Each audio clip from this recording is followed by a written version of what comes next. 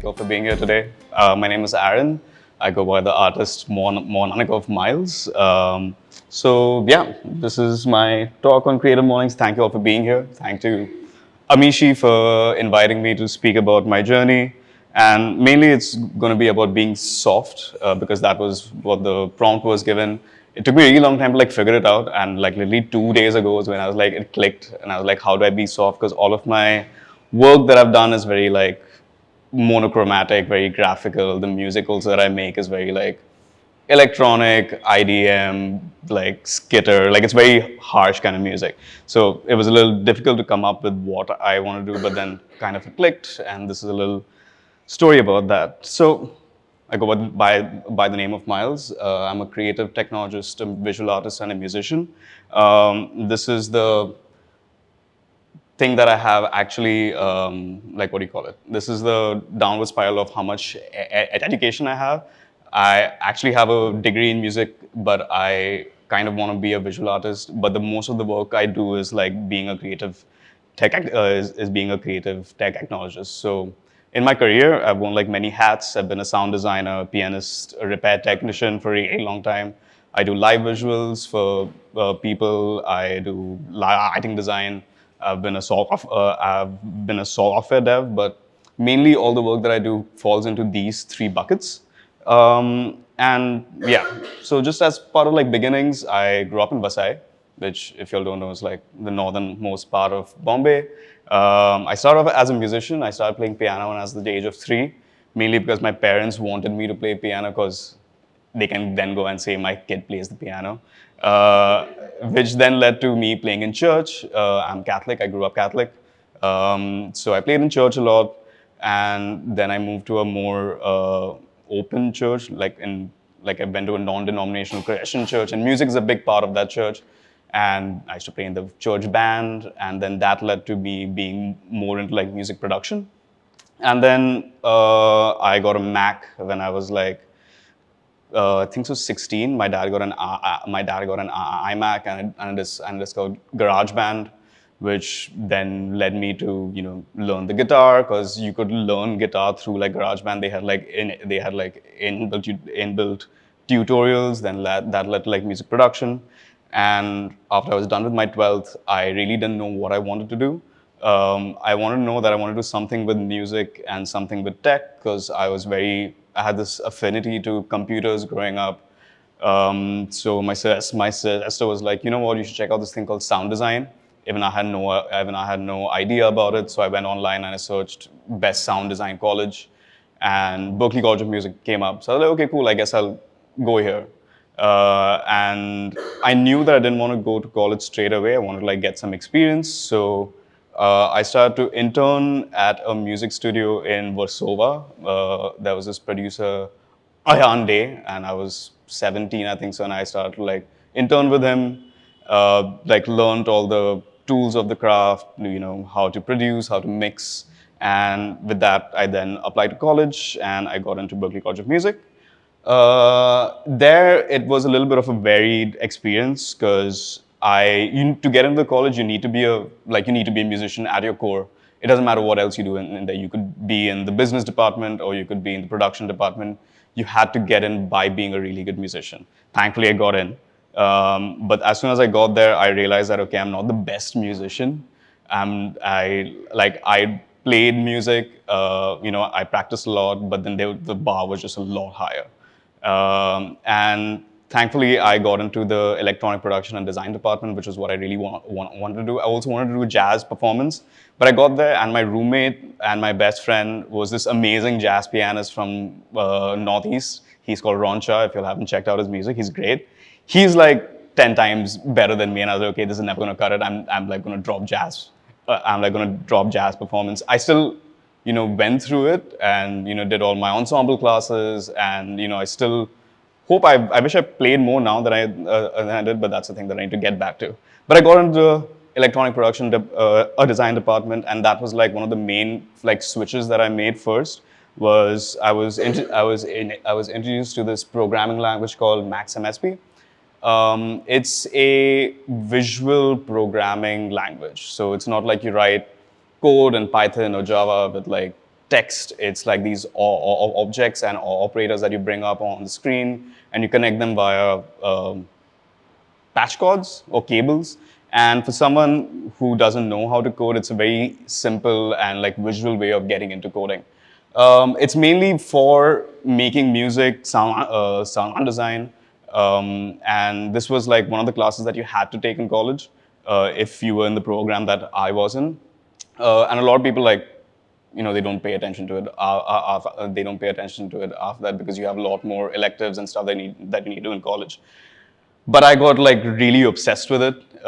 It was like Lego for me. I really loved Lego growing up. So this was like audio Lego. I could like build whatever I wanted in this programming language. And being a broke college student, I really wanted to have a lot of gear in college, but I couldn't afford it. So my way of like learning this was that I would just take a gear that I really like, that maybe it would be like a delay pedal, but I can't afford it. So I would like just try and build it from scratch in Max, and nothing would get built because I was like bad at the programming language. But then just like trying really hard to build it made me like learn a lot. Like there was this one device that I really wanted. It was called the Rainmaker by Intelligent Devices. It's 24 delays in one unit, and each delay could be panned left and right. You could add like effects on each delay. Very expensive. It was like some $600. Could not afford it. I tried to build it from my first year in college till the last year of my college. I think so by the end of it, I kind of understood how to do it. But just by building that and by failing at building it, I like learned a lot more of the language. Like each time I have to like learn a new programming language or something, I like actually treat it like a language. Like when you start to learn, let's say German or Chinese, you only know like a few words, and then you try and speak with those few words that you have, and then you try and mix in English. But then the more you speak it, the more words you learn. That's the same way that I, went ahead with Max. This is some of the work that I used to do in Max. You can see me making music. That's live, but that's a Max for Live device that I had built to control the Eurorack synths. The other switch that happened in my Max career was that Max, though it's built mainly for sound, it also can do visuals. It's really bad at it, but it can do it. If you try hard enough, you can make some visuals through Max. And I really liked doing that, and we used to host these like underground parties in my basement apartment where we used to charge $5 at the door, and we used to have 3 bands playing. And we would hope no one calls us the cops at us, and I would like put my shitty projector, and we used to like just run like audio reactive visuals. So that was my first attempt at like trying to learn visuals and trying to like figure out how this whole this whole search system works. And because I never learned color theory, I don't know how to draw. My visuals would look very like just psychedelic, all the colors at once. And then I realized, okay, I really don't know how to do this. So then all my visuals turned into black and white, and they still are mostly because I still don't know how to work with color really well. That's why I rely on other people who know better than me. But that was one thing that I really wanted to do, and I really tried to do it, failed at it. I was accepting to maybe I can like make a career out of this, and I really tried. That's me performing with Max, and that's me doing visuals at the back. Um, Other thing by me trying to like do something and failing was it came time for my scholarship renewal, and I like each time your scholarship gets renewed, you need to like put a thing to the board saying that, hey, I've done all this work, please do not stop giving me money. So when I was back in India, I really wanted to devise a system where drummers could play synths on their drums so that they could like trigger different sounds. And I built a system that worked again in Max. And that worked. If you know Dheer Modi, he was the first one who had tried it out. I made I built it with him. And when I submitted that to the proposal board, they really liked that work. And when Zakir Hussain was visiting the college to do a show, they hit me up to use that system for him to play synths on his tabla. So yeah, that was another thing. Just like trying to build a thing. It was really bad. It didn't really work.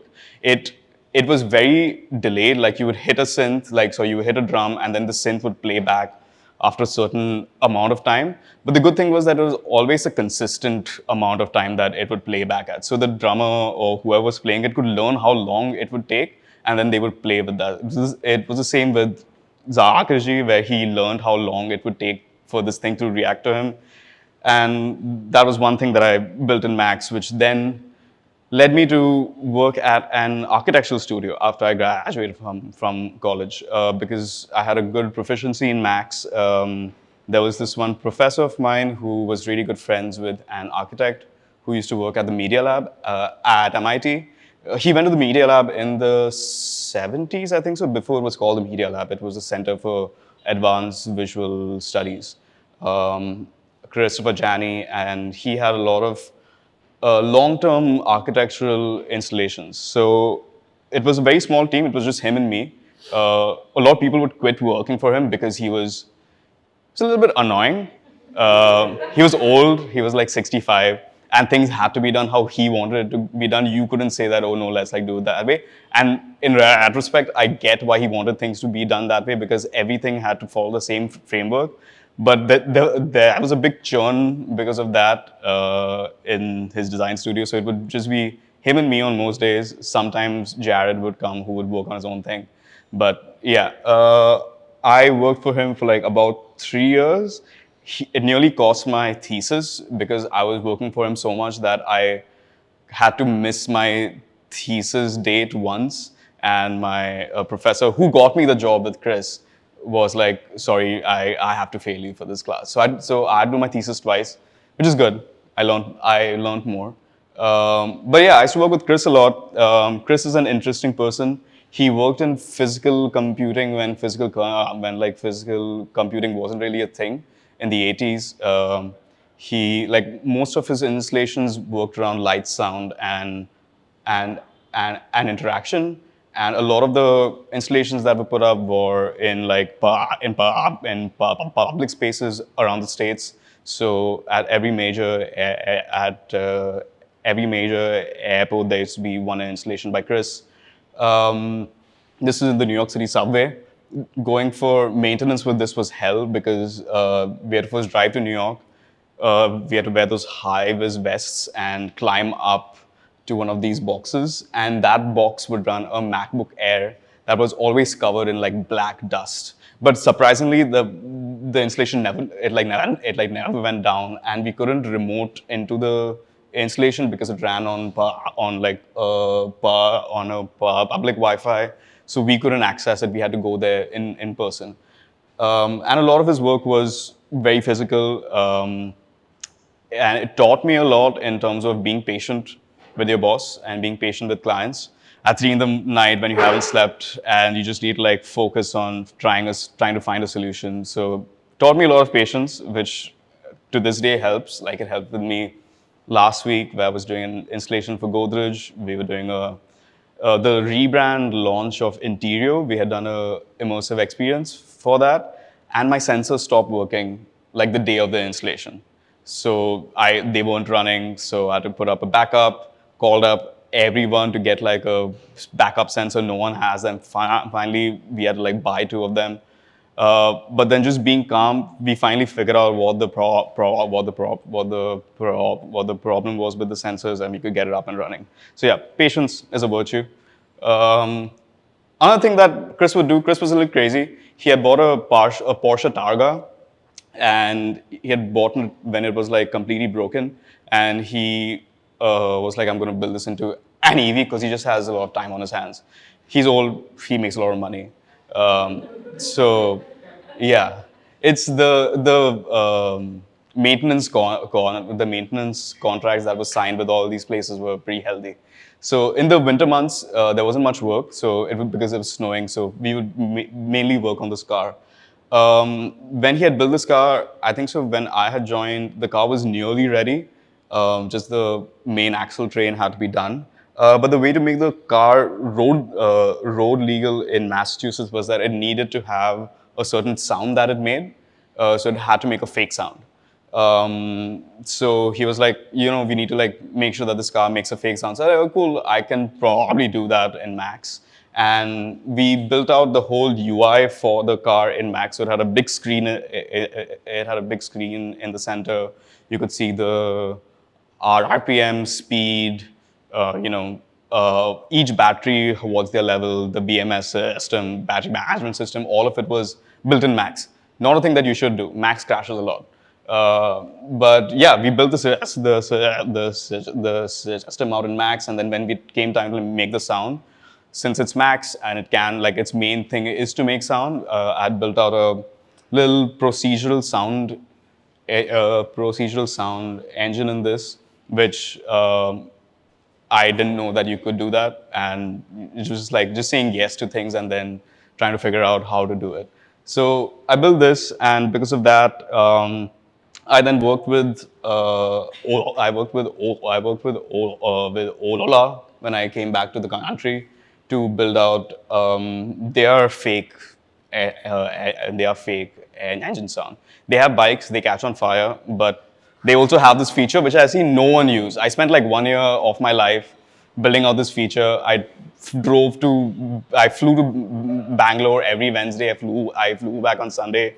I wrote so many white papers for a feature that does not get used ever. I've never seen anyone use this feature on their bikes.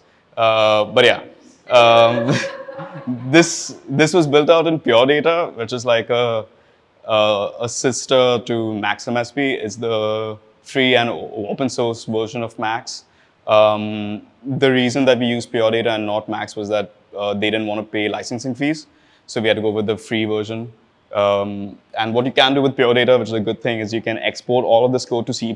So you build out your whole engine sound in like normal pure data. You export it to C++, then it gets compiled into a Java app, and then that runs as a service on the bike, and it accepts all the data from the brakes, the accelerator, and it makes a procedural sound.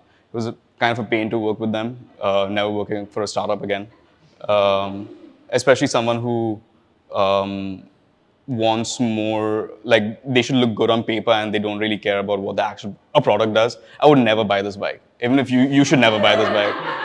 I've seen the way it's built. They're just using plastic parts to hold the whole thing together. It was really bad. Do not buy this bike. But yeah, that was one thing. Like I did a thing which I said yes to, which I didn't know how to do. Just like try to figure it out, which then led to like a good opportunity, at least for the money, not so much for my mental health. Um, yeah, another thing that I did while I was working, like while I was at college, was that I had a on-campus job because the States is expensive and you need to like make money. So my on-campus job was that I was a repair technician. So I had a morning shift and a afternoon shift. My morning shift started at 6 till 9. So I had to wake. I was like first in the college. I had access to all the rooms, and there's a lot of gear in the college. So it was our job in the morning to go and check what gear is faulty, and then in the afternoon shift you bring all the stuff in and then you fix it. When you start off, you're just like checking stuff and you're like bringing it in. But by the time I was in my second year, I was promoted to I was a in-house repair tech. So all the stuff that would break in the college, it would come on my desk. I didn't know how to repair stuff. My dad's an electrician. He taught me how to read a circuit design, and that's how I said, okay, yeah, I can fix things. I didn't know. But my boss, Tony, was really nice. He would guide me on how to do things. That's me repairing a keyboard. Worst thing to repair because there are just a lot of keys. If you want to fix anything in the keyboard, you have to get all the keys out. And I had to build my own like tools to remove these keys out. So yeah, I did this for like a really long time. So now I can fix things, which is fun if you own a lot of things. But because I can fix things, when I moved back to the country, I started working with animal factory amplifications, where a homegrown Eurorack and company based out of Shivri in Dadar. So all of this was made all in-house. Again, very small team. Aditya, Chinmay, who was there before, and me. And we used to build all of this. And my extensive experience for 3 years in repairing stuff just helped me like fit in here where I could like, guide on the design process as to, okay, you're building this thing, but how repairable is it? How accessible is it to like, build these things? And also learned a lot on the job because I didn't know how to design circuits. I could repair circuits, but I didn't know how to design them. So learned how to like repair stuff. And all of this also happened because one day Aditya, who I know for a really long time, called me up when I was jobless, and he's like, "Oh, you're back." Like he called me to ask like a random stupid question, which he still does. But he called to ask about like reamping a guitar, and I was like, "Why do you need to do that?" And he's like, "Oh, I just want to do it." Okay, cool. And he's like, "Oh, what are you doing?" I'm like, "Nothing. I'm looking for a job." He's like, "Oh, come and work for me." And that was like 3 years of my life, 3 or 4 years. I don't know. I'm still there. I'm still there in the office. I just have my own thing now, but we still share the same space.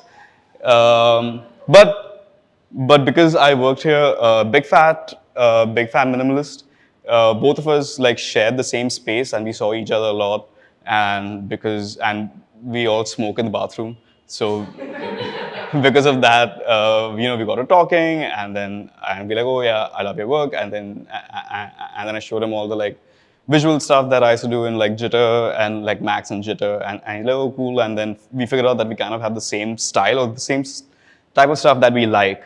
So then we collaborated in making a 15-minute audiovisual installation of film, actually.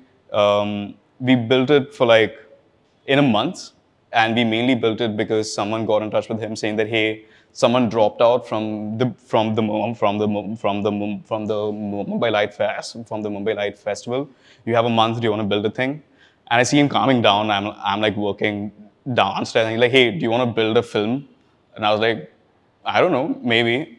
And we deliberated on it for 3 days, and we finally made the decision by flipping a coin and be like, okay, if it's heads, then we'll actually do it. It landed heads, and we ended up doing it. It was a great experience. Was very well accepted. It was premiered in Bombay, and it went on to tour Canada, Australia, and all the major cities in the country. And this kind of like opened up things in at least in like my design experience or like in my career, because had never worked with a designer before this, so it was very interesting to look at his approach and how he did things, and just me being like, yeah, well, like let's just do it, fuck it. I don't know how to do this, but we like figure it out. And it was a very interesting process because I'm mainly a musician who knows a little bit of design, and Nani is mainly a designer who knows a little bit of music. So it was a good 50-50 collaboration in him showing me things like, oh, cool, I made this. What sound do you think goes with this? And I'll be like, oh, cool, I made the sound. What do you think goes with this? And then in a month and a lot of like sleepless nights, we built this. This was all my work that I did in Jitter and in Max MSP. And I did that for a really long time, for like 9 years. And then finally last year, I think so, I made the switch to Touch Designer, which is this programming software that lets you do, it's similar to Max, but as Max is for video, as Max is for sound, Touch Designer is for video. It's a video first software. And this was one of the works that Amishi spoke about. It's called the Enchanted Nightscape. This also was built in 2 weeks. They started to speak to us about 6 months before it premiered, but with big corporation, things just take really long time to happen, and they don't pay in time, so we can't start work. So in 2 weeks we like pulled this off, but mainly it was an immersive experience that we had collaborated with Swabu Kohli with. Amazing illustrator. And the thought behind it was,